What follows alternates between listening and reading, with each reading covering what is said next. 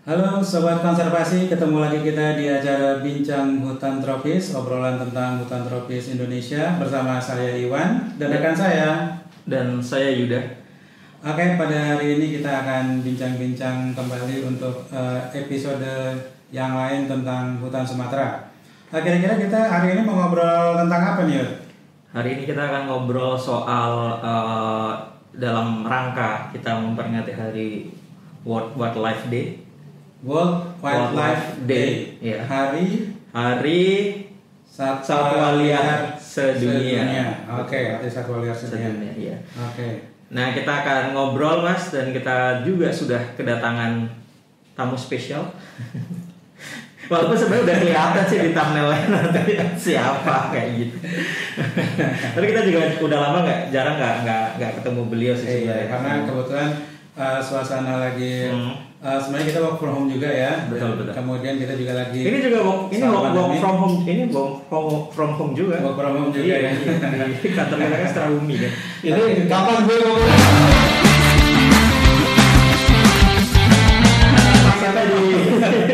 Kita akan segera kenalkan Salen dan Kabukan Pak Samedi. Halo, selamat jumpa. Salam sejahtera untuk kita semuanya, teman-teman, sobat konservasi. Apa kabar? Baik. Sehat, Pak? Alhamdulillah. Ya Pak, tadi soal ngomong soal kita lagi pandemi work from home. Kebetulan saya nggak pakai masker, Pak. Bapak pakai masker, udah pakai masker, tapi kita sudah memastikan bahwa segala protokol kesehatan kita ikutin. Kita sebelum kesini kita udah pada cuci tangan. Kita juga agak wudu juga. Bukan najis ya kayaknya. Ya, tapi ya Saya sudah dites. Saya juga sudah dites. Oke, jadi kita tetap menjaga protokol kesehatan supaya bicara juga kita nyaman ya. Oke. Kita akan ngomongin soal Wildlife Day tadi, Mas. Ya. Dan tema Pak Sam, tema pada tahun ini adalah soal forest and livelihoods for sustaining people and planet. Jadi menurut saya temanya cukup menarik sih Pak tahun ini Pak, karena kita dituntut untuk melihat permasalahan Itu tadi wildlife itu satwa liar atau hidupan liar? Satwa liar kan? Satwa liar atau hidupan? Satwa liar. Kayaknya hidupan liar sih sebenarnya. Bisa juga hidupan liar sih. Ini yang kayak gini sering rancu ya Pak ya. Iya. Atau kita bicara aja hidupan liar ya? Kehidupan yang liar. Itu gimana nih Pak? Kehidupan liar itu gimana? Itu wildlife ya, bukan wildlife ya? Bukan. Wildlife. Nanti ada ahli itu beda sih Mas. Nah, itu susahnya itu. Soalnya kalian masih belum punya. Iya. Maksudnya gimana ya? Oke. Nah, sebenarnya menarik Pak, karena temanya itu tidak hanya melihat dari point of view dari satwa atau manajemen satwanya, tapi kita dituntut untuk bisa melihat dari bagaimana peran dari hutan itu untuk tidak hanya untuk manage satwa, tapi juga ada added value yang dapat mendorong human well-being dan juga menjaga kearifan lokal kayak gitu. Dan secara menyeluruh nanti kita bisa melihatnya secara gambaran, secara biosfer. Tapi mungkin kalau karena view. waktu kita rada terbatas, kita tidak akan bicara seluruhnya tentang kehidupan liar Pak. Mungkin kita akan fokus kepada spesies saja Pak, satwa terutama Pak ya. Spesies satwa. Oke. Nah, untuk memantik sebenarnya kan kita akan selalu melihat akan selalu sayang, peduli, care kayak gitu. Kalau misalkan sesuatu itu punya nilai manfaat buat kita, biasanya kan kayak gitu kan. Agak pragmatis tapi nggak apa-apa. Kita harus melihat juga dari sisi manfaat. Nah Pak, kalau melihat satwa liar sebenarnya Pak, yang jadi pertanyaan orang adalah dengan kita tetap melindunginya misalkan, apa sih manfaat yang bisa kita ambil Pak, dari perlindungan atau menjaga satwa liar ini tetap ada dan tidak punah? Apa Pak? Selain untuk mungkin masa depan cucu, itu kan sangat utopis, tapi gimana itu manfaatnya bagi manusia sendiri atau nanti untuk human well-being manusia? Ya, kita sedikit religius ya. Ini Bapak selama pandemi jadi apa sih Pak? Belajar sufi ya? Ya, bahwa Tuhan kan menciptakan alam semesta ini dan segala isinya itu pasti tidak sia-sia. mulai dari makhluk yang paling kecil, kalau kita bisa bilang virus itu juga makhluk gitu ya, itu yang sangat kecil, sampai ke yang paling besar, misalnya yang sekarang ada itu kan paus ya mungkin ya, paus itu mungkin sekarang makhluk atau satwa yang paling besar yang ada di bumi ini. Yang ada di darat misalnya seperti gajah, badak, itu satwa-satwa besar gitu. Itu dari yang besar sampai yang kecil itu saya kira itu pasti diciptakan dengan ada manfaatnya. Dan manusia saja yang mungkin belum tahu manfaatnya masing-masing itu sebagai apa. Tapi dari pelajaran yang sudah kita dapatkan itu kan ada yang namanya rantai makanan gitu ya, rantai masing-masing saling berhubungan di dalam secara biotik atau secara makhluk hidup ini itu berhubungan satu dengan yang lain. Kemudian makhluk hidup ini berhubungan dengan yang tidak hidup, alam yang tidak hidup itu, sehingga membentuk satu ekosistem yang saling berhubungan satu sama lain. Kemudian jasa pronik tadi akan menjadi dekomposer dan sebenarnya yang kemudian merilis atau mengeluarkan kayak nitrogen, karbon dan sebagainya gitu. Itu semua saling berhubungan sehingga saya yakin bahwa apapun di alam ini yang diciptakan oleh Yang Maha Kuasa itu ada manfaatnya. Itu dari sisi religius dan juga mungkin pasti sudah dibuktikan secara saintifik gitu. Misalkan kalau kita ngeliat misalkan contohnya Pak, ini kita bicara contoh harimau misalkan, kira-kira bagaimana manfaat dia untuk ekosistem yang ada di sekitarnya? Iya, harimau itu kan top predator tadi ya, kita bilang top predator itu di dalam ekosistem dia berfungsi sebagai pengendali dari herbivore gitu ya. Herbivore itu ya contohnya atau browser kayak badak, rusa, babi itu mereka pemakan tumbuhan gitu. Kalau di alam ini kapasitas habitatnya itu terbatas, itu herbivore itu bisa melimpah gitu ya. Nah, oleh sebab itu harimau itu sebagai salah satunya ya, fungsinya itu pengendali mereka gitu, memakan herbivore tadi itu sebagai pengendalian. Kalau tidak mungkin bisa jadi hama juga gitu ya.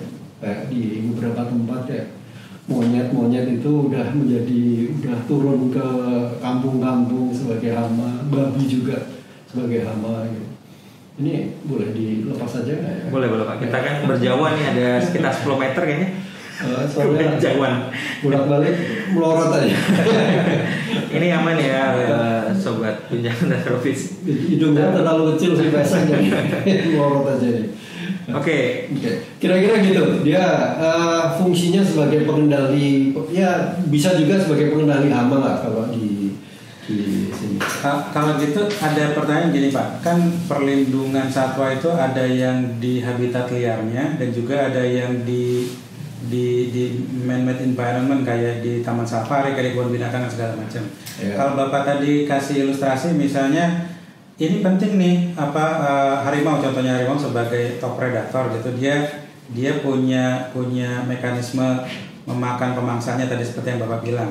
Nah, kalau kita misalnya nih melakukan tindakan-tindakan perlindungan terhadap harimau, apakah ini artinya tidak merusak keseimbangan gitu Pak? Apakah kita harus biarin begitu aja atau gimana tuh? Karena kita mungkin juga punya alternatif lain, sudah memelihara mereka di taman safari atau kebun binatang. Iya, itu kegiatan atau aktivitas konservasi yang terbaik adalah di alam liarnya, ya, in situ gitu. Tapi dalam beberapa hal, karena tadi ya, harimau sudah mulai langka, kemudian badak sudah mulai langka gitu. Salah satu alternatifnya adalah bagaimana kita membantu mereka untuk kita dikembangbiakan secara dengan bantuan manusia di salah satunya kebun binatang gitu. Nah, kebun binatang ini juga bisa berfungsi sebagai itu, membantu captive breeding ini, breeding di alam yang terkendali oleh manusia kayak gitu. Itu dan juga dia selain itu dia bisa berfungsi juga sebagai kalau orang kesulitan melihat harimau di alam liarnya ya dia edukasi, ini sebagai edukasi juga sebagai rekreasi kayak gitu itu kebun binatang. Tapi jangan sampai binatang-binatang ini, satwa-satwa ini dieksploitasi di dalam kebun binatang. Itu ada pergeseran tujuan yang mungkin kurang benar ya, karena yang sebaik-baiknya konservasi adalah di alam liarnya. Gitu. Tapi artinya memang kita harus realistis juga bahwa tidak mungkin membiarkan konservasi terjadi begitu saja tanpa ada intervensi manusia juga gitu Pak ya. Dalam kondisi yang sekarang iya, ya karena sekarang kondisi alam itu sudah tidak seimbang. Top predator seperti harimau itu kondisi populasinya sudah sangat rendah gitu.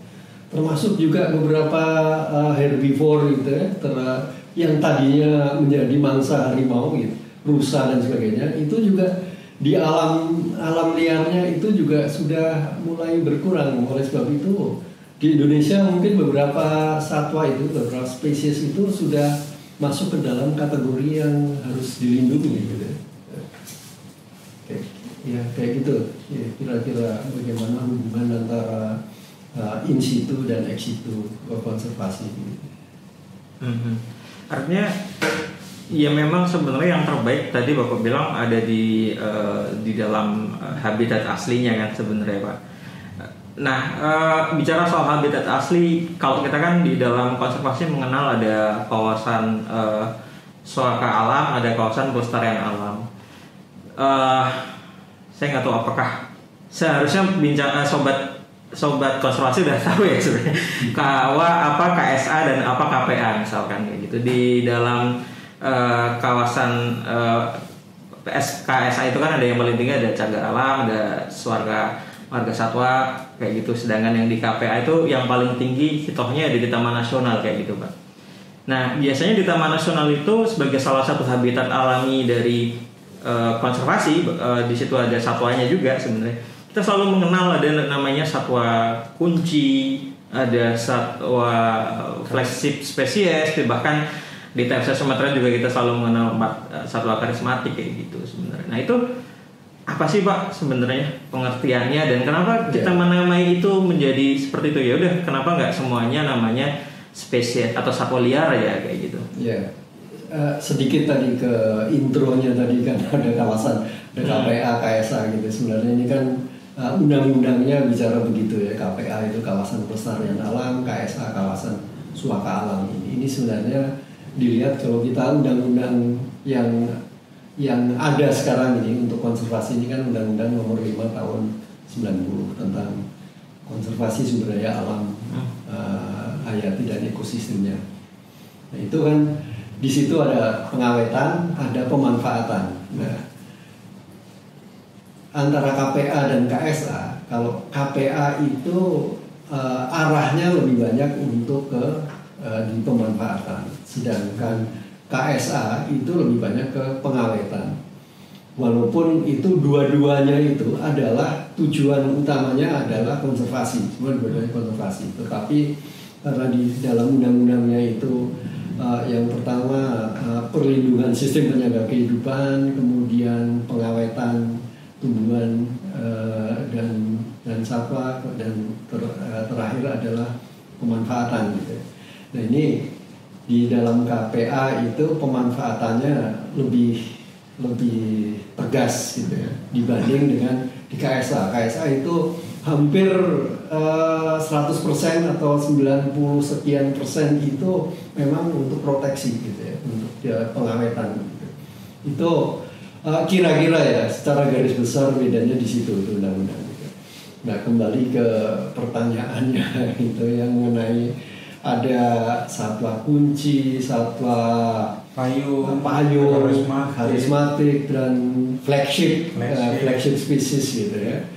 Nah ini pertama kalau kita ini sangat mendasar sebenarnya ya. Kalau kita bicara satwa kunci gitu, itu adalah satwa-satwa yang sebenarnya sangat berperan. Dia kuncinya di alam ini gitu. Dia misalnya ya sebagai satwa-satwa yang menyebarkan biji, sehingga hutan misalnya ya, hutan ini itu akan terus gitu ya, regenerasinya itu akan terjadi gitu. Juga hewan-hewan yang sifatnya menyerbukan tumbuhan gitu ya. Nah ini bahkan yang namanya satwa kunci itu tidak harus satwa yang besar kayak gitu ya, yang kelihatan itu. Termasuk serangga pun itu bisa menjadi satwa kunci gitu. Kalau dia berfungsi sebagai penyerbuk gitu. Ini ada kasus sekarang ini ya. Ini sudah terjadi seperti satu kawasan ini ekosistem buatan sih, perkebunan ya, perkebunan kopi di sebuah di sana lah, di sebuah tempat gitu ya. Itu dipotong jalan tol di tengahnya gitu ya. Nah itu ada sebagian dari areal itu yang penyerbukannya jauh lebih bagus daripada di seberangnya gitu. Yang sudah kepotong jalan tol itu. Karena serangga yang berada di sebelah kanan ini gitu, itu tidak bisa menyeberang ke sebelah kiri gitu. Sehingga yang sebelah kiri ini pertumbuhan atau pembuahan dan sebagainya itu menjadi jauh lebih kecil dibandingkan yang di sebelah kanan yang lebih baik gitu. Nah ini kan keseimbangannya itu terganggu, penyerbukan. Ini juga satwa kunci itu ya. Serangga itu juga bisa menjadi satwa kunci gitu. Oke, itu yang terkait dengan satwa kunci Pak ya. Kalau satwa payung gimana Pak pengertiannya Pak? Nah ini lagi satwa payung itu ya, umbrella species. Itu sering disampaikan oleh teman-teman kita konservasionis itu ya. Dalam dunia konservasi, satwa payung itu satwa yang kalau kita melindungi satwa itu banyak satwa lain yang juga akan terlindungi gitu ya. Ya contohnya kalau kita bicara badak, gajah, harimau gitu. Kalau kita melindungi satwa-satwa itu banyak satwa, karena kalau kita melindungi satu spesies satwa gitu, kita tidak hanya melindungi satwa itu sendiri, tapi juga dengan habitatnya kan. Gitu. Sehingga kalau kita sudah mampu untuk melindungi spesies satwa itu spesies lain itu pasti akan juga terlindungi. Ini yang dimaksud dengan satwa payung. Jadi kalau tadi satwa kunci dilihat dari perannya, satwa payung dilihat dari kalau dia dilindungi dia juga akan melindungi satwa yang lain. Iya betul gitu. Kalau satwa karismatik itu gimana Pak? Karismatik ini memang dari bentuknya kali ya, orang melihat bahwa ini sangat berkarisma. Kalau kita biasanya ini spesies-spesies yang dari sisi bentuk itu misalnya besar, badannya besar, kemudian dia sangat cantik menawan gitu ya, kayak harimau itu kan bentuknya itu cantik sehingga itu karismatik gitu. Mungkin kalau burung itu kan burung-burung cendrawasih itu mungkin kita bisa katakan itu satwa yang berkarisma gitu. Ini hanya dari mungkin secara pikiran orang, secara persepsi kita ya. Ya persepsi, dan juga mungkin ada rasa-rasa yang kalau misalnya kita membunuh satu spesimen aja, kita bunuh harimau gitu. Orang ada perasaan yang widih, kasihan amat ya gitu. Kayaknya ini kayak kerugian yang besar gitu ya. Tragedi banget gitu ya, hanya membunuh satu gajah yang misalnya diracun sampai mati gitu. Nah itu karismatik itu dari sisi emosional orang itu akan tergugah kalau dia sampai kenapa gitu. Itu karismatik. Kalau dari segi perlindungannya Pak, antara yang satwa kunci, payung dan karismatik semuanya diatur oleh undang-undang nggak Pak? Ada perbedaan nggak perlindungan terhadap kategorisasi satwa ini Pak? Sayangnya undang-undang tidak mengatur di level itu gitu ya, tapi di level sejauh mana dia di posisi konservasinya.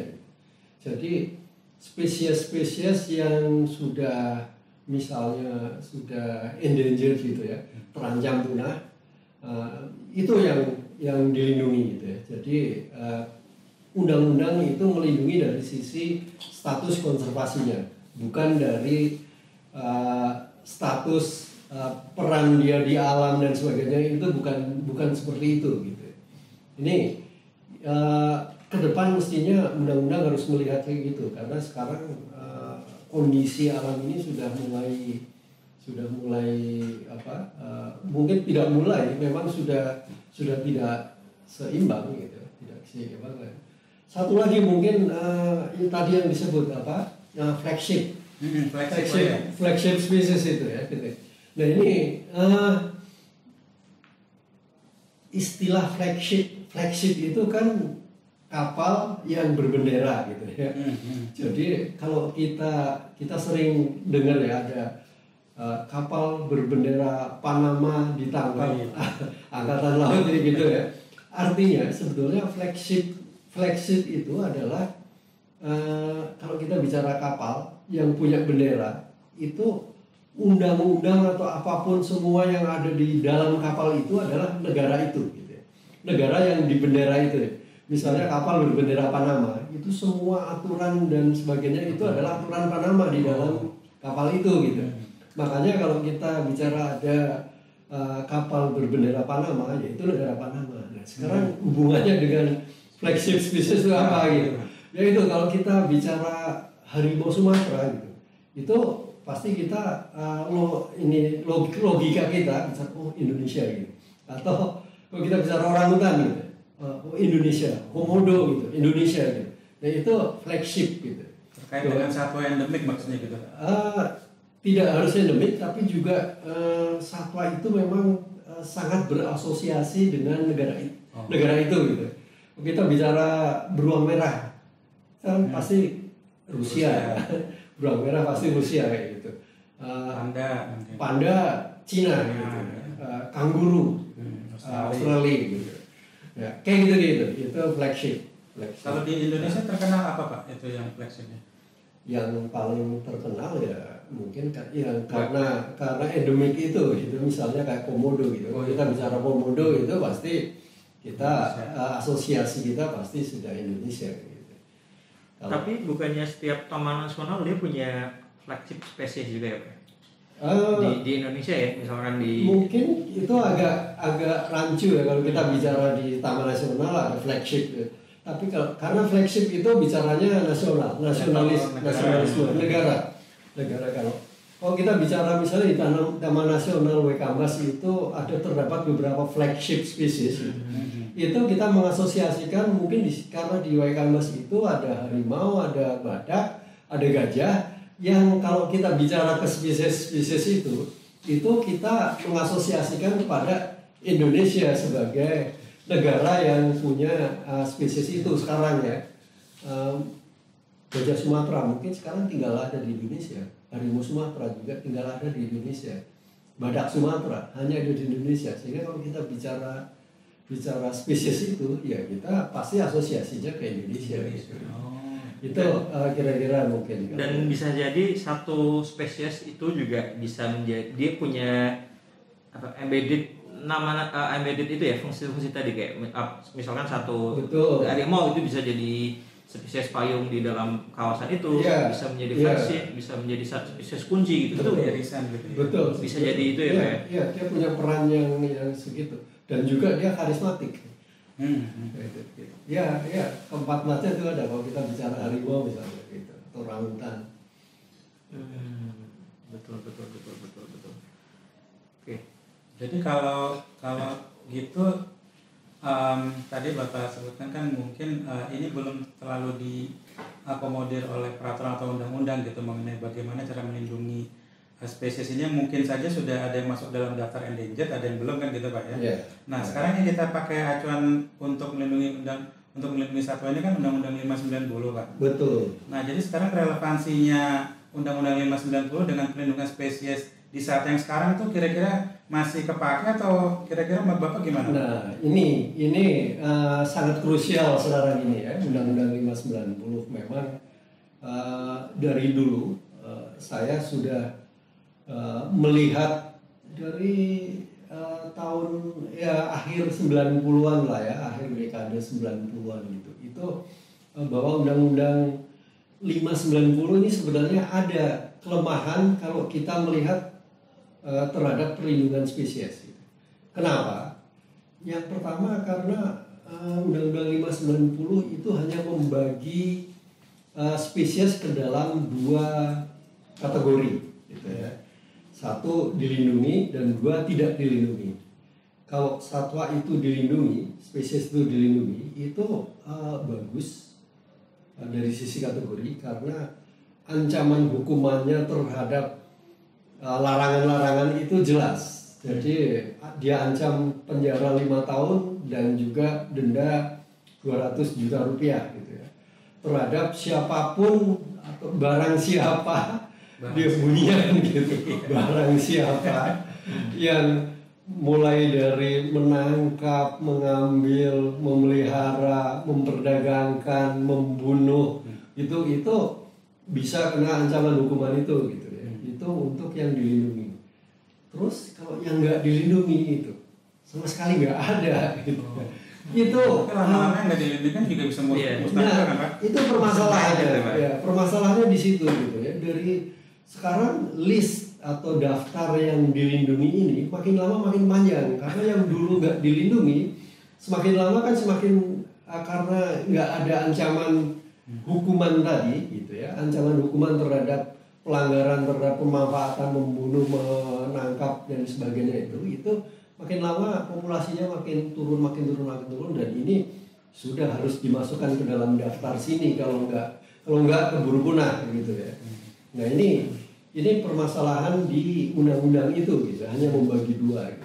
Pernah ada contoh Pak? Misalkan dulu hewan atau spesies ini tuh tahun misalnya 90 atau 2000-an itu masih di alam liarnya masih sangat banyak ya gitu. Terus kemudian sekarang masuk ke dalam list permen ya Pak. Kalau di sekarang kan listnya masuk ke dilindungi lah.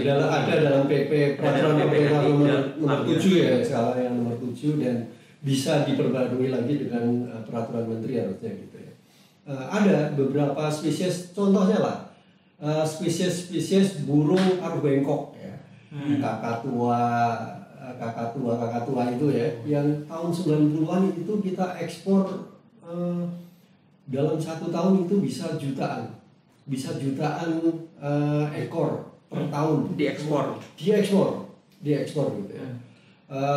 Tahun 91, 92 itu kuota untuk satu spesies misalnya kakatua alba, kakatua galerita, kakatua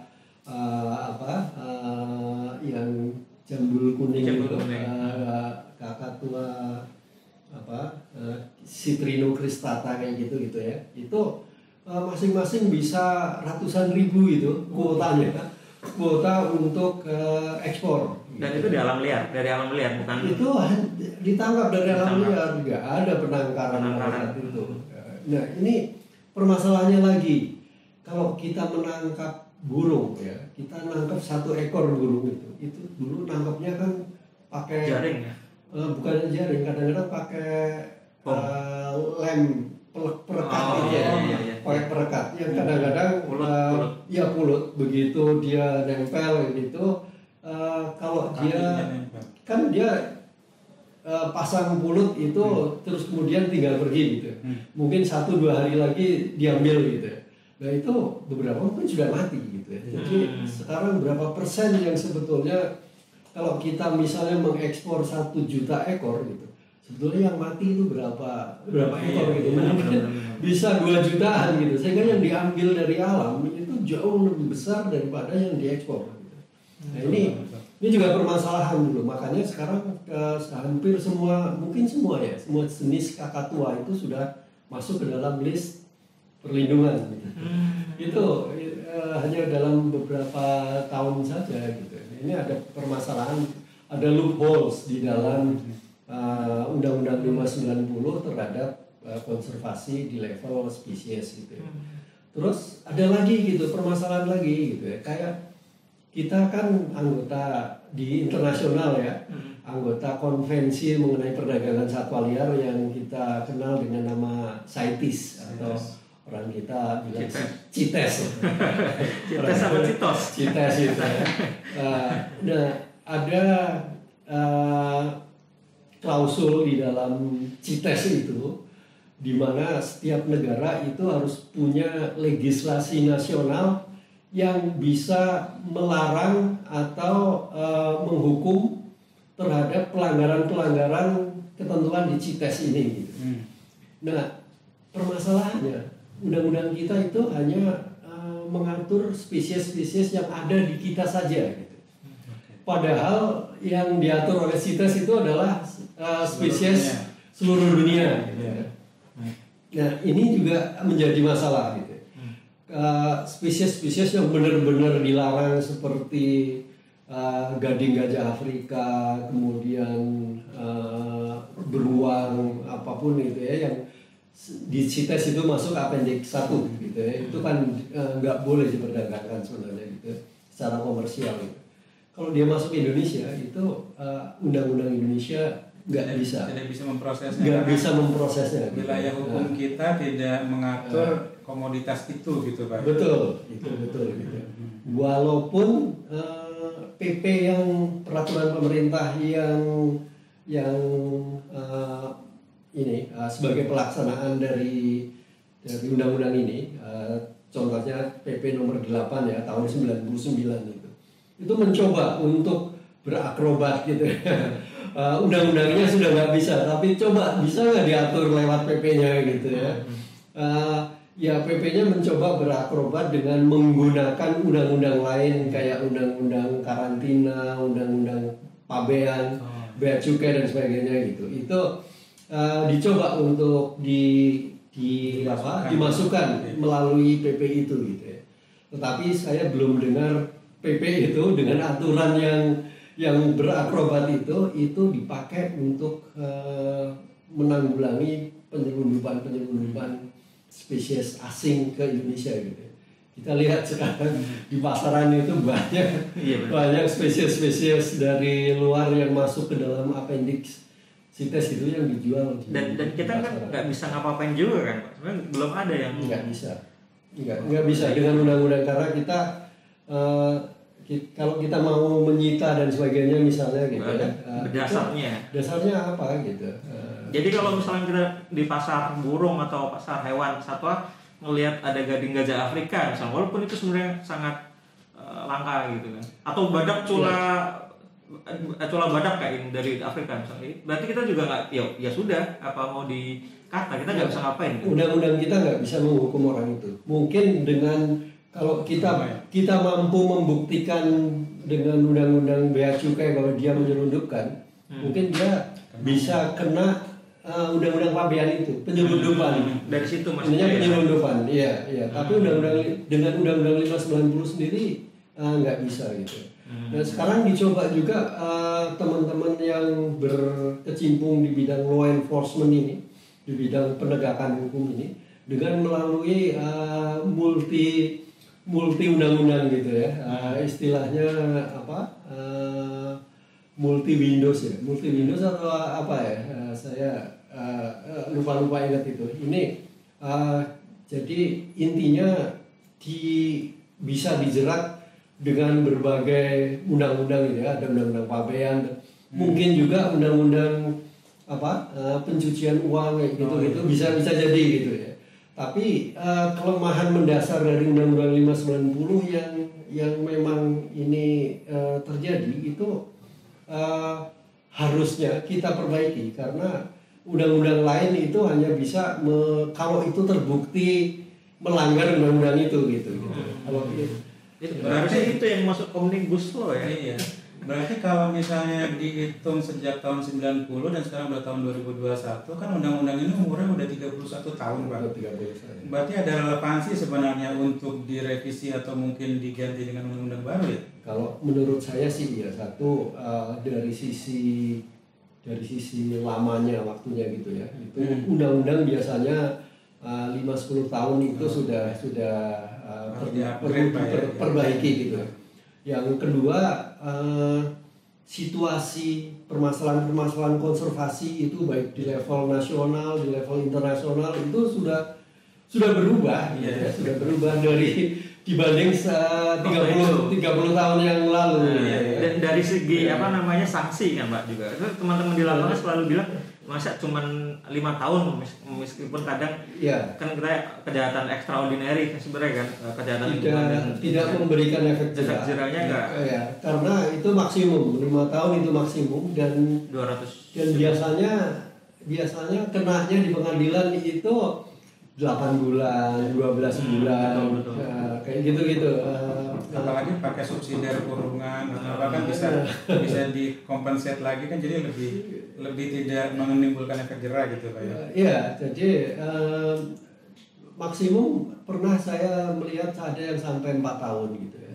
Tapi nggak banyak hakim-hakim yang memutuskan pelanggaran ini satwa liar itu dihukum maksimum begitu. Atau tuntutan juga kan kadang, makanya salah satu mitra kita lembaga garang keadilan kan mereka juga punya concern di situ kan Pak untuk edukasi atau memberikan edukasi lah terhadap kejaksaan kayak gitu kan. Memang karena dari sisi tuntutan juga kadang betul itu penting juga dari sisi mulai dari enforcementnya sebenarnya pembuktian ini sehingga karena misalnya gajah yang mati gitu ini karena dibunuh, diracun atau diapain gitu ya. Jadi ada ilmu-ilmu baru kayak forensik kayak gitu yang mungkin bisa masuk di situ untuk pembuktian kejahatan terhadap satwa liar ini, wildlife crime gitu istilah. Ilmu valuasi ilmu valuasi keanekaragaman hayati dipakai nggak di situ Pak? Misalkan kok bicara gajah tadi Bapak bilang kan di awal sempat bilang soal ini kan sebenarnya dari sisi rantai makanan itu satu spesies saja sebenarnya bisa bernilai bisa punya nilai yang cukup banyak kayak gitu, apalagi dia dikatakan spesies kunci dengan embel-embel itu. Nah harusnya kan ketika yang dilakukan kejahatan adalah spesies yang kunci, spesies flagship apalagi kayak gitu, itu kan harusnya punya ini yang lebih tinggi dong Mas secara ini. Harusnya iya. Hanya sampai sekarang ini belum pernah ada orang yang bisa meyakinkan pengadilan bahwa ini nilainya sangat tinggi gitu. Sehingga hakim dalam menentukan atau memutuskan ini bersalah atau tidaknya itu hanya dari nilai spesies itu saja gitu ya. Nilai apa nih Pak? Nilai misalnya harimau mati. Harimau mati. Kalau kita dekati dengan harga di pasar gelap kayak gitu, mungkin itu total dari tulangnya, dari kulitnya, dari mungkin penisnya itu kadang-kadang juga dijual kukunya gitu. Itu kumisnya. Di total itu paling misalnya harga 1 ekor harimau itu 50 juta gitu.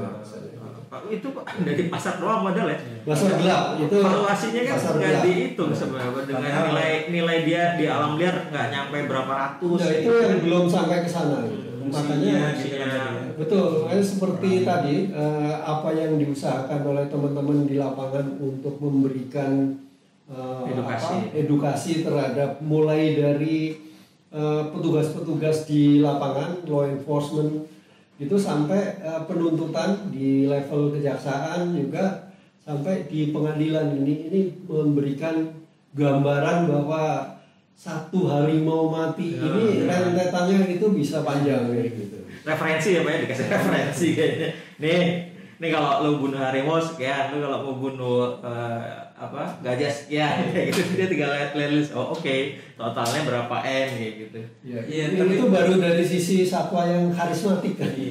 Kita belum melihat satu satwa-satwa yang kayak tadi serangga tadi gitu. Betul. Dan bahkan pengetahuan kita tentang satwa-satwa itu sebenarnya juga masih relatif terbatas Pak ya, belum banyak. Misalnya kita tahu persis mengenai fungsi dan manfaat keberadaan satwa itu sendiri selain dari nilai value dari tubuh si satwa itu gitu. Jadi banyak hal yang kita belum tahu gitu.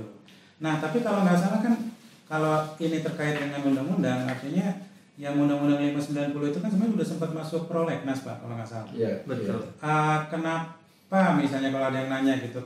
Ya kalau misalnya para pakar sudah mengetahui dan ini urgent mendesak, apalagi mungkin spesies ini kan sebenarnya apa namanya itu? Competitive advantage atau ada satu kelebihan yang hanya kita yang punya, yang nggak punya orang lain. Jadi itu kan suatu kekayaan kita gitu. Kenapa undang-undang ini tidak dilanjutkan untuk diperbaharui atau dikeluarkan? Enggak, pertanyaan gini Mas, 30 tahun tadi kan. Tapi itu kegeser-geser dengan undang-undang itu baru muncul langsung jadi masuk prolegnas dan langsung dibahas kayak gitu kan. Yang cuman cepet banget, bahasa cepet semalam gitu. Mungkin itu yang jadi tugas kita gitu. Bagaimana kita memberikan bukan pembelajaran, penjelasan baik di DPR, di pemerintah itu untuk mendesak bahwa ini undang-undang ini sebenarnya sangat penting gitu, untuk dilakukan. Kalau tidak, ini permasalahan lingkungan loh gitu ya. Permasalahan tidak hanya kita bukan hanya sekedar gajah mati, harimau mati itu saja, tapi kita berkaitan dengan rentetan lingkungan yang sangat panjang. 30 tahun loh Pak. Dan itu mungkin yang disebut dengan kekayaan hayati kita ya. Jadi kekayaan kita bukan hanya kekayaan fisik, tetapi mungkin fungsi-fungsi dan peran-peran yang dimainkan sehingga mampu menimbulkan apa yang disebut dengan kekayaan hayati kita. Iya, betul ya, sehingga mungkin kita dari sini, dari hari hidupan liar internasional ini, teman-teman bisa mendorong parlemen juga pemerintah itu untuk oke lah, mari kita sama-sama kita melihat ini satu hal yang sangat penting untuk masa depan anak cucu kita ke depan. Itu kalau dari tadi kan Bapak sempat bilang bagaimana kemudian CITES ini juga sebenarnya kadang bisa menjadi modus operandi juga kan sebenarnya di kita, dipakai juga untuk tadi celah-celah kayak gitu. Berarti ini juga sebenarnya kalau dibalik apa yang terjadi, Bapak cerita soal kakak tua tadi, spesies di ekspor kayak gitu. Ini juga berarti kaitannya sama CITES sebenarnya Pak. Di kita punya spesies yang cukup berlimpah tadi kakak tua, terus kemudian kita ekspor kayak gitu. Karena diperbolehkan kan sebenarnya, untuk diperjualbelikan karena di kita masih banyak kayak gitu. Nah, ini sebenarnya juga menjadi rentetan dong Pak. CITES ini juga masih menjadi dalam tanda kutip problematika juga kan sebenarnya. Ya pasti bahwa perdagangan satwa liar ini itu bukan hanya permasalahan nasional, tapi ini juga sudah permasalahan internasional. Jadi kalau kita bicara bahasa kerennya ini transnational crime. Jadi kejahatan-kejahatan yang sudah lintas batas. Oleh sebab itu, CITES sendiri itu sebetulnya menjadi alat yang sangat powerful di sini. Kalau setiap negara itu punya undang-undang yang bagus di masing-masing negaranya gitu ya, setara gitu. Kalau kita meningkatkan level perlindungan terhadap spesies gitu, tapi negara lain tidak gitu, ini juga percuma juga gitu. Oleh sebab itu CITES ini kan perjanjian antar negara, bahwa ada satu klausul di dalam CITES itu bahwa setiap negara harus bisa melarang, bisa menghukum, bisa menyita semua spesies-spesies yang melanggar aturan-aturan CITES ini gitu.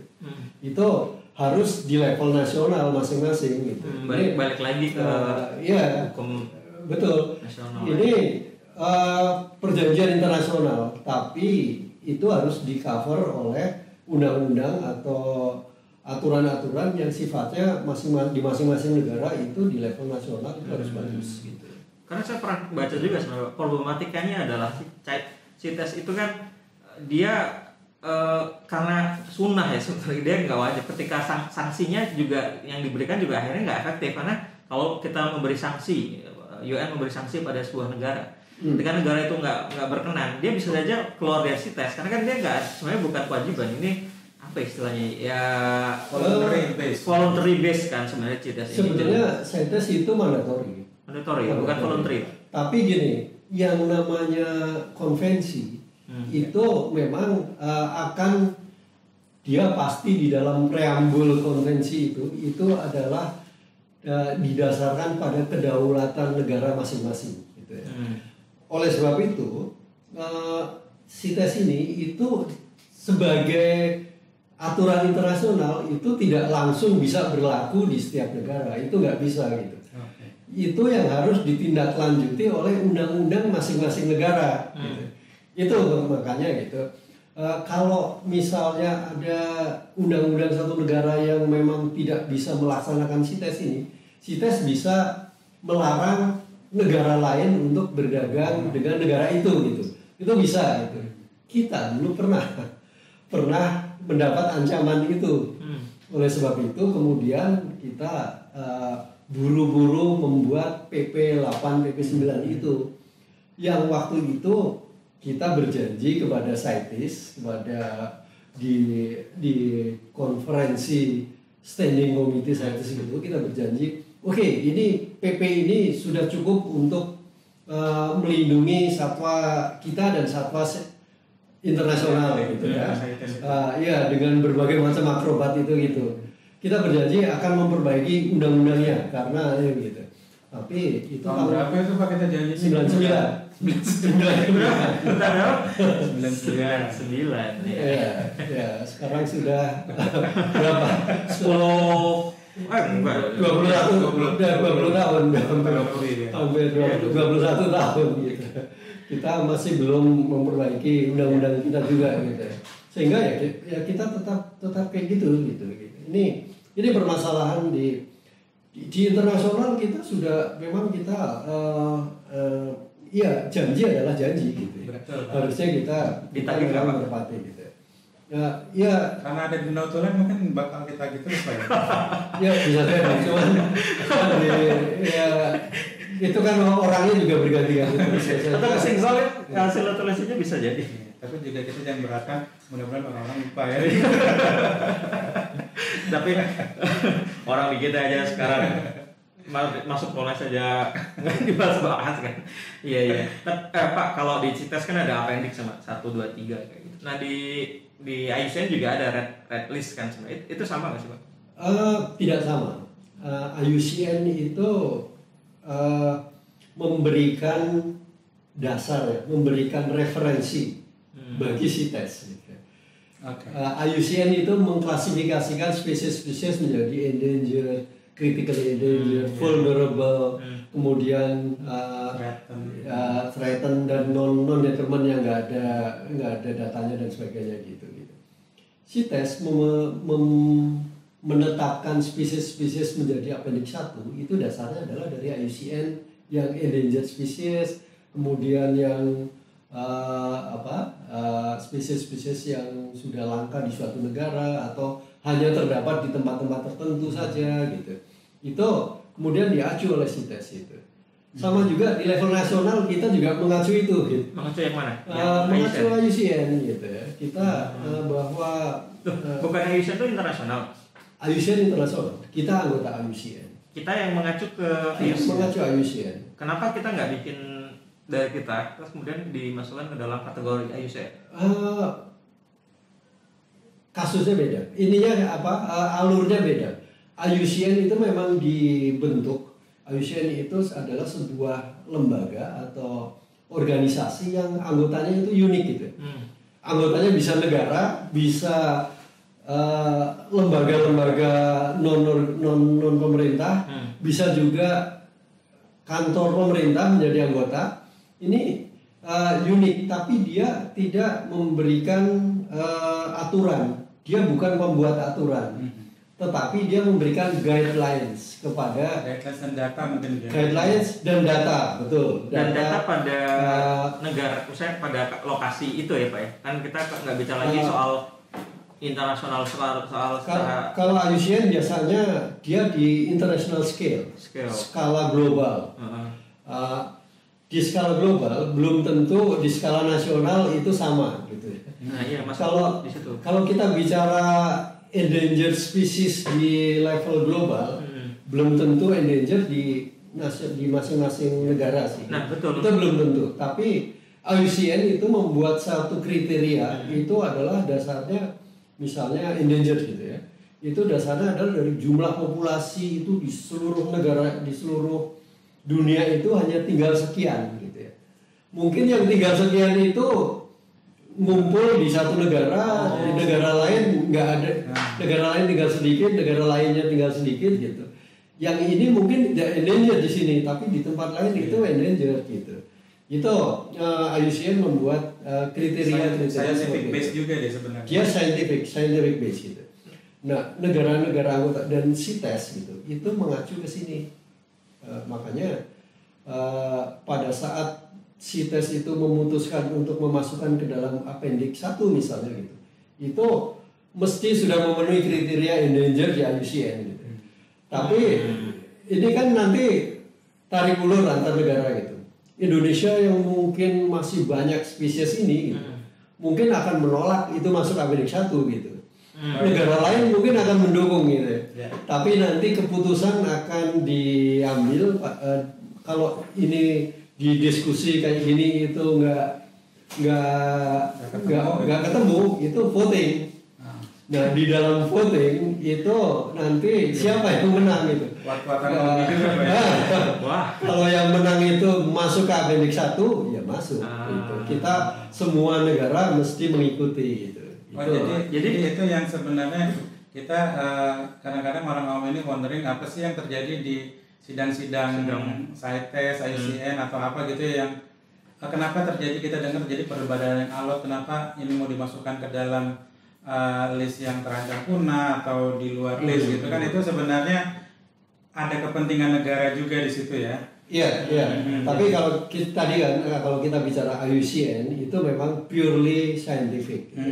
Jadi memang orang-orang saintifik ngumpul di sini biasanya tidak ada voting di situ karena ini memang IUCN memang tidak ada voting.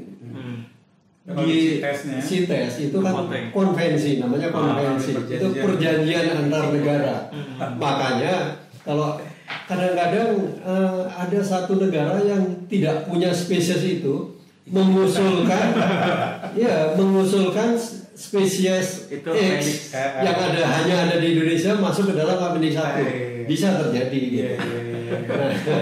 Berarti gini Pak, tadi kalau balik lagi ke IUCN misalnya, kan itu skalanya internasional. Misalkan gajah Sumatera di alam, misalkan saja ini di alam liarnya kita di Sumatera atau di Kalimantan, mungkin itu gajah Sumatera kita ternyata berlebih di alam liar. Ini misalkan ya. Nah, tapi di untuk skala internasional gajah itu kan gajah Sumatera cuma ada di kita, walaupun sebenarnya ada di daerah Malaysia harusnya udah ada kan, Thailand. Nah, tapi nggak ada cuma ada di Indonesia segitu, harusnya ini berlimpah ya itu, tapi di IUCN dianggap endangered kan. Nah, itu gimana Pak? Itu berlimpah dan tidak berlimpah ada standarnya di IUCN gitu. Itu ada jumlahnya. Misalnya minimum dia akan disebut endangered itu kalau dia total populasi itu antara di bawah 15.000 ekor misalnya gitu. Itu sudah bisa dikatakan sebagai endangered gitu. Ya, sekarang kalau melimpah itu basisnya adalah habitat. Misalnya habitatnya sekarang semakin lama semakin kecil gitu, sehingga gajahnya keluar kemana-mana, itu kan melimpah gitu. Kalau kita bilang itu melimpah gitu ya, itu karena daya dukung habitat yang sudah nggak memadai gitu ya. Tapi in prinsip bahwa Sumatera dulu itu adalah semuanya adalah habitat gajah gitu. Kalau sekarang gajah itu saya nggak data terakhir itu berapa? itu mungkin nggak lebih dari 2.000-3.000 ekor gitu ya. Dan itu kalau menurut kriteria IUCN itu memang sudah endangered gitu. Jadi kalau gitu Pak, di tengah kepesimisan mungkin tentang misalnya belum ada undang-undang yang mengatur, kemudian juga sebenarnya ada tarik ulur di tingkat internasional mengenai pentingnya untuk menyelamatkan spesies gitu. Kalau kita melihat kondisi real sendiri Pak, upaya-upaya kita melindungi spesies, katakanlah spesies karismatik lah ya, yang misalnya yang kalau di Sumatera misalnya yang mungkin kita tahu ada orangutan, badak, harimau, gajah gitu, itu kita sebenarnya kan tidak harus mengacu kepada kepunahan kan, kita memang terus-menerus melakukan upaya-upaya penyelamatan dan kalau perlu peningkatan populasi gitu Pak. Nah kira-kira gambaran yang sedang dikerjakan oleh kita tuh sejauh apa Pak kita berupaya keras? Iya, kita berupaya sejauh mungkin spesies-spesies yang sekarang berada di ambang kepunahan itu untuk menjadi lebih baik populasinya gitu ya. Populasi yang menjelang punah itu adalah populasi yang kecil, kemudian terpisah-pisah, terpotong-potong gitu ya, fragmented atau terfragmentasi gitu ya. Ya, contoh seperti badak kayak gitu ya. Badak ini dari sisi intrinsik badaknya itu sendiri itu memang sangat dari sisi kelahiran dan sebagainya ini sangat kecil. Kemudian ditambah habitatnya yang kecil juga gitu ya.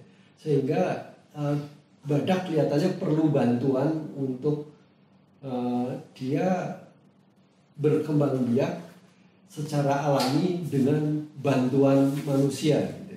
Nah, oleh sebab itu untuk badak mungkin proyek-proyek seperti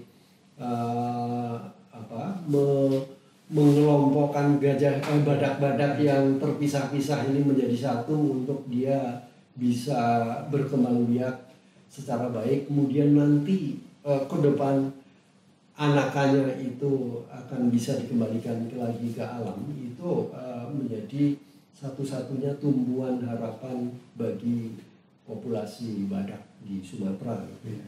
Yang sekarang kayaknya hanya tinggal ada di Sumatera, dan di Sumatera pun itu hanya ada di Loser, mungkin Waikambas dan Bukit Barisan Selatan gitu. Itu harapan satu-satunya ya, kita mengkonsolidasikan populasi-populasi terpisah ini untuk bisa berkembang biak secara baik. Kita bagaimana menghasilkan anakan-anakan badak sebanyak-banyaknya untuk nantinya kita kembalikan lagi ke alam gitu. Nah, bicara tadi kan soal upaya kita untuk lebih ke individu badak ya, untuk menjaga anakannya. Nah, padahal sebenarnya di satu sisi juga ada tantangan misalkan ketika badak itu sudah banyak, misalkan sudah ada bagaimana kemudian nanti untuk pelepas liarannya Pak, bagaimana menjamin keselamatannya di alam liar, itu juga sebenarnya ini tantangan lagi. Oleh sebab itu pada saat kita melindungi satu spesies itu adalah dengan habitatnya gitu. Oleh sebab itu kalau kita sekarang memperbanyak individu badak ini itu di alam yang mungkin setengah liar, ini nantinya kalau ini berhasil, kita harus mampu juga menyediakan tempat-tempat yang cocok untuk badak itu gitu. Nah, ini kita perlu mengidentifikasi di mana tempat-tempat yang itu pertama cocok dari sisi ekologi gitu ya. Dia cocok untuk tempat badak, untuk kehidupan badak gitu. Badak kan juga memerlukan environment atau lingkungan yang tepat buat dia gitu ya. Tapi juga yang bisa melindungi dia dari ancaman-ancaman perburuan dan sebagainya kayak gitu. Artinya upaya itu dua-duanya harus dilakukan ya Pak? Dua-duanya harus dilakukan. Ex situ dan in situnya itu harus dilakukan ya Pak? Iya, betul. Dan tentunya upaya-upaya itu kan juga berlaku untuk yang tadi yang satwa besar tadi ya, seperti gajah juga seperti itu kan, kita juga ada upaya-upaya seperti itu, dan harimau dan juga orangutan kan memang ada problem-problem apa yang scatter, tapi kita coba balikan ke dalam satu lokasi. Nah, kalau yang tidak belum dilindungi Pak, kayak misalnya kayak pangolin, kayak burung, kayak mungkin monyet, kayak apa gitu. Pangolin sebenarnya sudah dilindungi. Dia sudah dilindungi, tapi mungkin ini kalau kita bicara karismatik atau tidak gitu ya, pangolin atau terenggiling ya, itu mungkin tidak karismatik gitu ya. karena mungkin masih dari sisi populasi mungkin jauh lebih banyak daripada badak atau gajah gitu, dan bentuknya mungkin kecil gitu dan bersisik pula gitu. Sehingga ini memang banyak diperdagangkan gitu. Dan ini ya penting juga, dia kan satwa yang lama-lama juga bisa habis gitu. Seperti contoh yang burung tadi paruh bengkok tadi Pak. Paruh bengkok itu dia sudah dilindungi sekarang di pangolin situ gitu. Karena memang khas gitu ya. Dia khas, cuman ya itu tadi mungkin orang nggak karismatik gitu ya. Karismatik. Jadi orang kalau ada orang membunuh satu terenggiling, orang biasa gitu. Padahal sebenarnya juga salah aja. Nah, apa ini konteksnya ke TFC sebenarnya? Kita bicara sedikit soal TFC Sumatera sebenarnya sedikit. Apakah karena karismanya itu kemudian kita akhirnya mendanai ada 4, kalau kita kan fokus 4 spesies, ada orangutan, ada harimau Sumatera, ada gajah Sumatera dan badak Sumatera. Apakah karena hanya pada unsur karismanya itu Pak sebenarnya Pak? Ya, dia tadi 4 spesies ini selain karismatik kan juga dia flagship, dan juga dia payung juga, dan juga mungkin kayak badak, orangutan itu kan juga dia kunci gitu ya, merupakan penyebar gizi gitu untuk ini orangutan gitu. Badak itu dari potongan-potongan itu dia akan membuat tumbuhan ini tumbuh lagi kayak gitu. Itu di alam dia punya peran yang baik untuk kelangsungan ekosistem ini gitu. Sehingga 4 sifat itu gitu. Kalau kita bisa bilang itu sifat itu ada di spesies itu. Oleh sebab itu karena ya karismatik itu memang sangat mendominasi mungkin ya. Karena kalau itu hilang, misalnya badak hilang gitu, itu semua orang, mungkin seluruh dunia akan sedih gitu. Sekarang Malaysia itu sudah nggak punya badak Sumatera lagi gitu ya. Seluruh dunia itu sedih dengan itu gitu.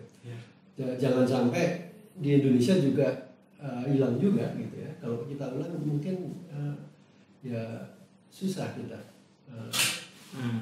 nggak akan punya, sekali hilang itu nggak akan bisa kembali lagi. Irreversible lah Pak ya. Nah, bicara soal bagaimana upaya TFCA untuk melakukan konservasi 4G. Bapak tadi sudah menyebutkan dengan badak gitu. Bagaimana dengan 3 spesies karisma yang lain Pak? Bagaimana upaya konservasi yang coba didorong oleh TFCA Sumatera untuk dilakukan ke arah sana? Ya, untuk gajah misalnya gitu. Ini juga spesies yang memerlukan dukungan sebenarnya dari sisi pendanaan. Karena selama ini sangat kecil atau jarang sekali donor yang mendanai kegiatan-kegiatan konservasi gajah Sumatera. Oleh sebab itu TFC Sumatera itu berusaha untuk mengalokasikan sejumlah dana, walaupun mungkin tidak mencukupi untuk konservasi gajah Sumatera ini, karena ini menjadi sangat penting. Gajah ini kondisinya ini sudah sangat urgent untuk ada penanganan yang khusus gitu ya. Karena konflik antara gajah dan manusia itu sudah sering terjadi. Pembunuhan terhadap gajah karena diracun dan sebagainya itu sering terjadi, dan ini ini menjadi permasalahan tersendiri yang kita mesti segera gitu ya, segera melakukan penanganan terhadap spesies ini gitu ya. Itu gajah gitu ya. Selain badak yang memang sudah populasinya sudah sangat kecil gitu. Untuk orangutan mungkin kondisinya jauh lebih baik dari kedua saudaranya ini.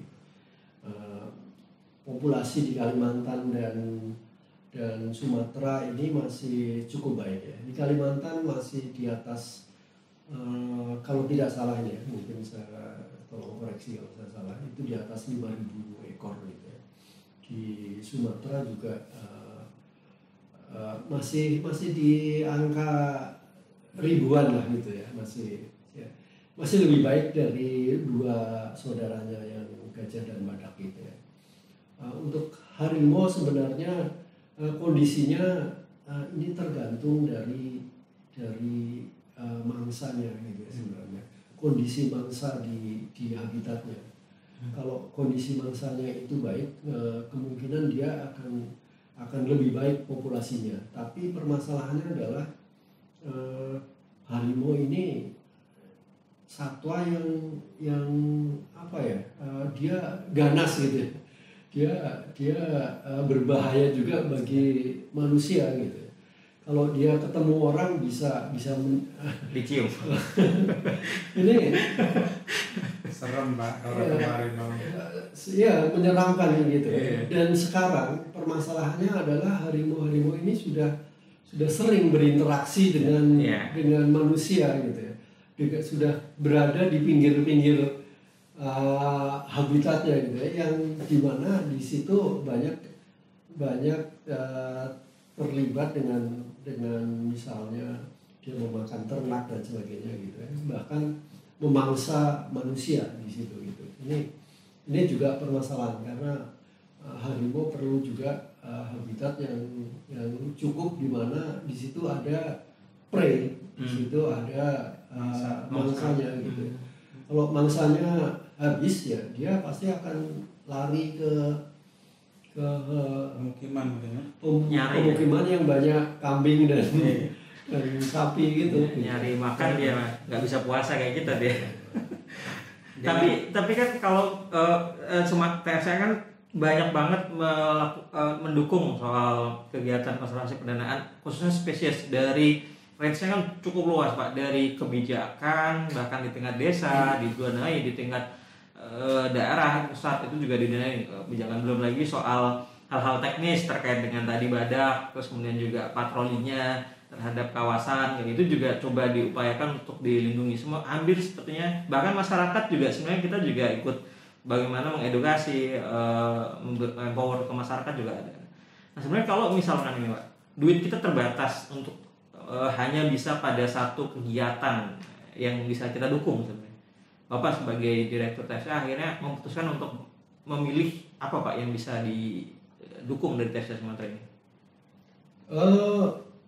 Ya kita mesti membuat satu fokus kegiatan yang lebih penting gitu ya, lebih penting untuk bisa kita lakukan apa dulu gitu ya. Di samping kita juga membuat agar kegiatan TFCA ini juga meleverage, bisa menarik dana-dana yang ada di luar gitu ya, termasuk dana-dana pemerintah daerah maupun dari donor-donor lain gitu ya. Saat ini kita ingin mendorong kegiatan-kegiatan yang terkait dengan perlindungan habitat misalnya dari segi policy atau segi kebijakan penataan ruang. Bagaimana kita ingin mendorong pemerintah daerah itu membuat tata ruang di level kabupaten maupun provinsi itu yang ramah terhadap kegiatan konservasi, terhadap perlindungan populasi gajah, badak, harimau dan begitu. Itu sehingga kita mungkin ada bahasa yang lebih lebih susah dimengerti, itu mainstreaming biodiversity ke dalam satu kegiatan di level daerah atau sektor-sektor lain gitu ya. Jadi bagaimana konservasi keanekaragaman hayati ini juga diacu oleh pemerintah daerah dalam membuat rencana-rencana di level daerah. Salah satunya rencana tata ruang dan juga land use itu, penggunaan ruang. Dan juga bagi sektor-sektor lain pada saat dia misalnya membuat konstruksi jalan, membuat misalnya di sektor pertanian, membuat perkebunan gitu. Itu bagaimana agar biodiversity ini menjadi salah satu faktor yang dominan di dalam planning ini gitu. Itu kita coba untuk dorong ke sana. Di mainstreaming, harus utamakan gitu Pak ya. Betul. Saya nggak tahu bahasa yang lebih mudah gitu. Yang harus utama sebenarnya juga jarang juga kita pakai bahasa Indonesia ya. Jadi intinya bagaimana agar keanekaragaman hayati ini diacu di dalam setiap perencanaan, baik di level daerah maupun di level untuk sektor-sektor lain gitu ya. Sektor-sektor seperti sektor pekerjaan umum, pertanian, mungkin pertambangan juga gitu. Itu ingat sini keanekaragaman hayati. Dan keanekaragaman hayati itu bukan hanya satwa-satwa karismatik tadi gitu ya, tapi juga termasuk seranganya. Ya, Pak. Tadi sebenarnya Bapak dan diskusi kita sebenarnya udah banyak banget mention beberapa soal ancaman atau problematika atau tantangan dalam pengelolaan dalam perlindungan spesies ini. Tapi kita coba ingin lebih lihat dari secara komprehensif Pak sebenarnya. Apa sih ancaman-ancaman yang ada dalam satwa liar ini sebenarnya? Apa saja yang menjadi ancaman selama ini? Kan kalau kita mau mengkonservasi kita mesti tahu bahwa sebenarnya di mana ancamannya seperti itu, di mana tantangannya. Nah, itu apa saja Pak sebenarnya yang terjadi di Indonesia? Ya ini kita kembali lagi, kalau ini yang kita adopt sebetulnya di dalam level-level intervensi di TFCS Sumatera ya gitu. Kita mulai dari level policy-nya, level kebijakannya, kemudian di level landscape-nya, di lapangannya, di level di site-nya, dan juga sosial ekonominya gitu. Ini 3 level ini mesti kita jalankan bareng-bareng gitu ya. Kebijakan harus harus mengacu kepada konservasi, kepada pelestarian, kepada sustainability dari lingkungan di alam ini gitu. Itu di level kebijakan. Semua kebijakan baik di level nasional, provinsi, kabupaten, sampai ke level yang sangat kecil di level desa dan sebagainya gitu. Itu bagaimana kebijakan-kebijakan ini bisa berpegang atau mengacu pada keanekaragaman hayati ini gitu. Yang kedua, di lapangan ini sudah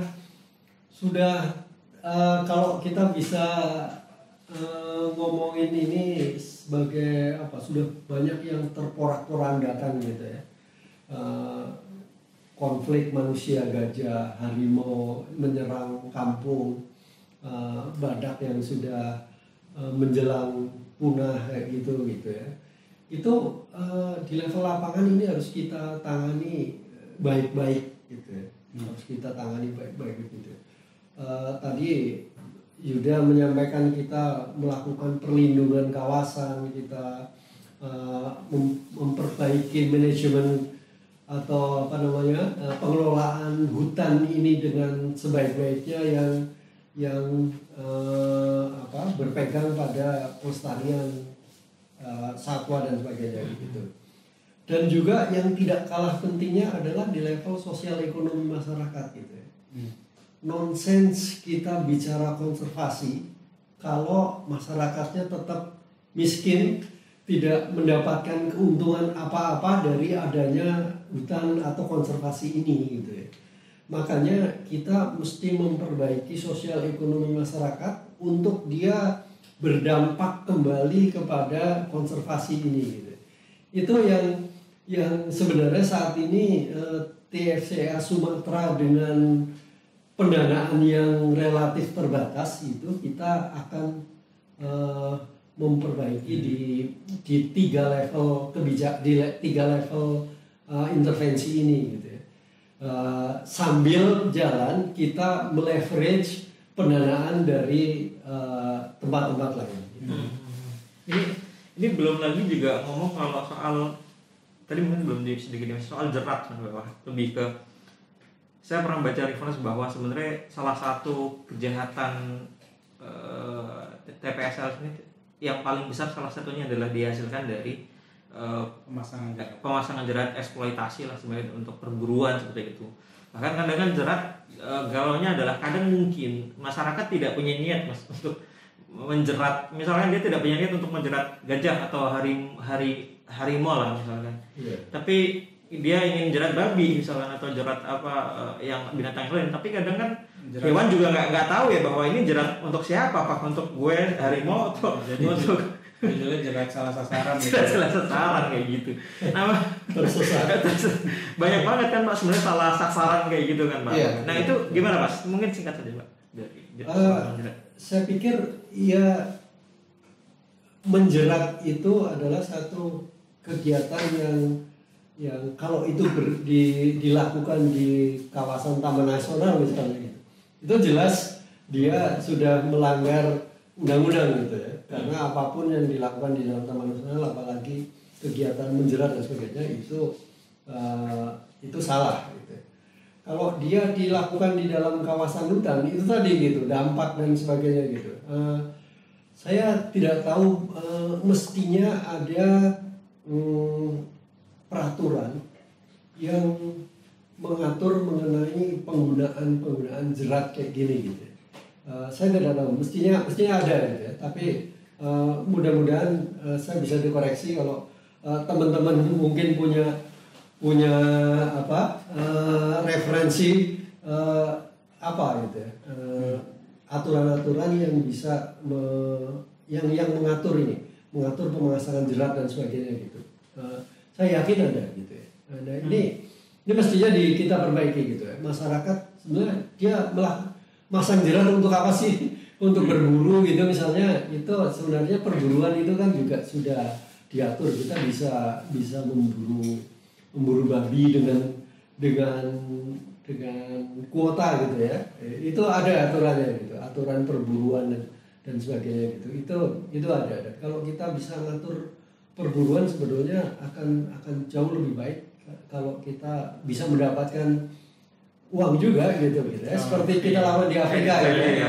Di Afrika gitu. Itu bahkan kepada spesies-spesies yang karismatik gitu. Kita bisa mendapatkan trofinya. Misalnya di Afrika Selatan saja yang di Kruger National Park misalnya, mereka membuat satu musim perburuan untuk macan tutul itu per tahun bisa sampai 400-500 ekor gitu ya.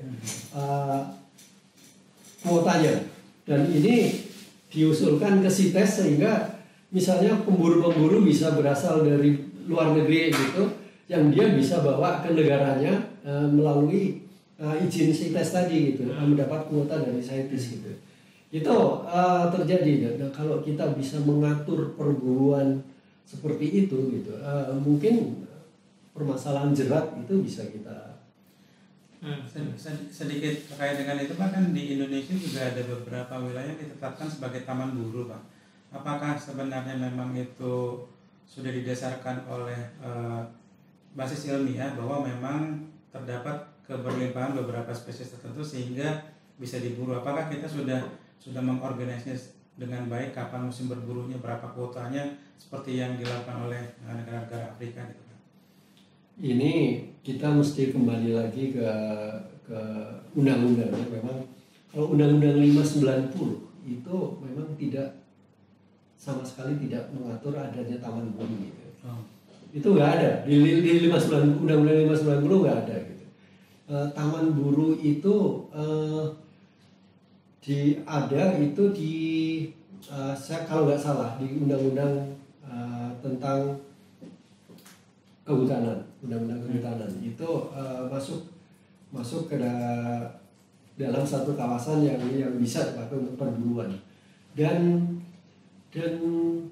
peraturan pemerintah dari Undang-Undang 590 yang mengatur tentang perburuan itu hanya mengatur satwanya aja, tidak mengatur mengenai tempatnya gitu ya.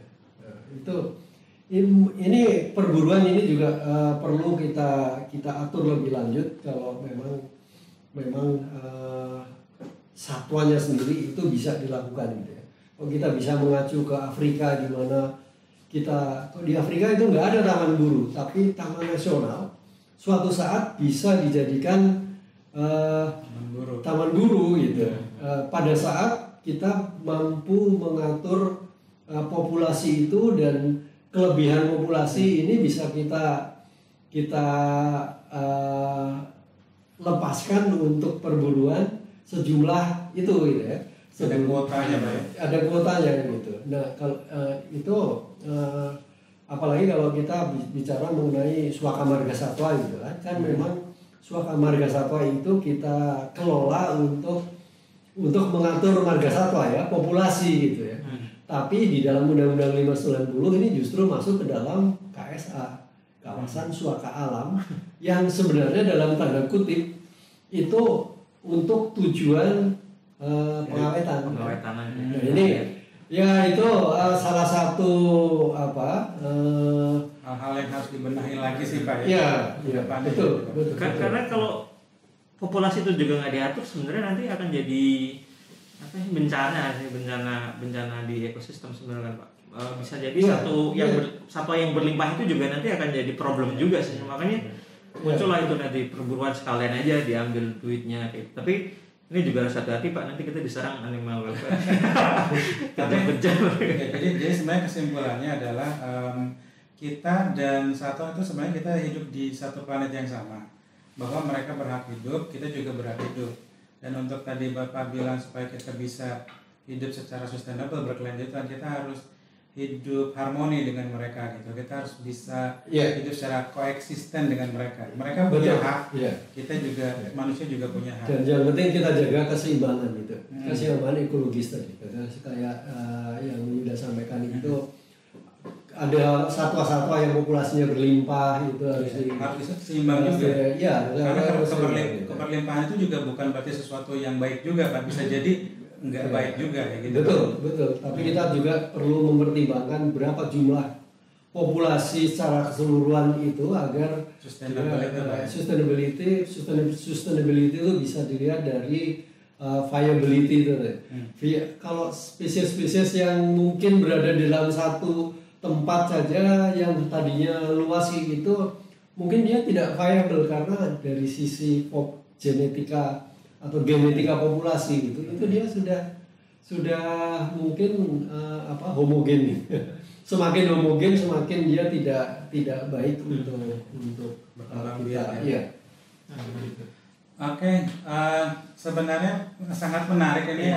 Saya masih panjang masih panjang dan bisa detail dari masing-masing. Saya pikir ini obrolan ini mudah-mudahan bermanfaat juga buat kita semua, buat sobat-sobat konservasi. Dan harapannya ini juga jadi pemantik sih Mas. Nanti kita akan bicara lagi yang lebih detail misalkan.